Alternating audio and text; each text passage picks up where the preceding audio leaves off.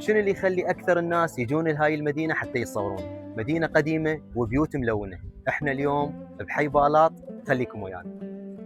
حي بالاط من أقدم المدن باسطنبول، عاشوا بيها المسلمين والمسيحيين واليونانيين بيت بصف بيت، يعني كل زاوية بهاي المنطقة تحكي قصة.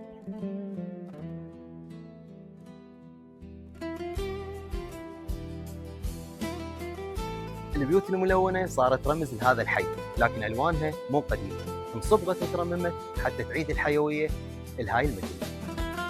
واليوم صارت واحدة من أشهر مواقع التصوير بتركيا، لهذا السبب احنا جيناها اليوم.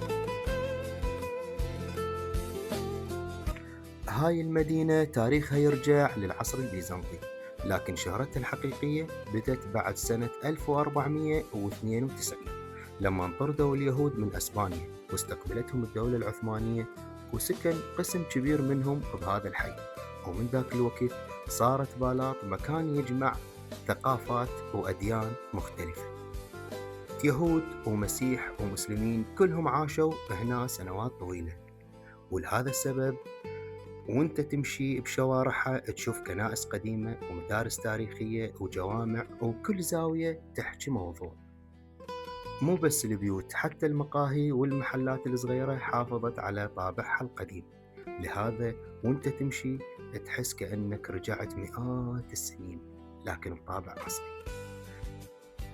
والغريب هذا الحي قبل سنوات كان شبه منسي، واليوم صار يستقبل آلاف الزوار من كل أنحاء العالم بسبب صور انتشرت على السوشيال ميديا. إذا خيروك تسكن بهاي البيوت، يا لون تختار؟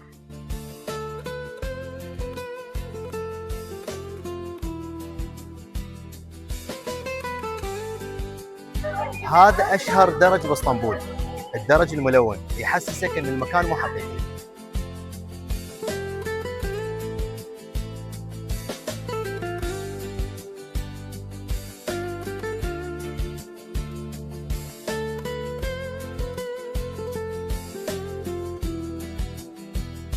يمكن التصوير ينقل الألوان، بس الإحساس الحقيقي ما تعرفه إلا تجي لهذا المكان.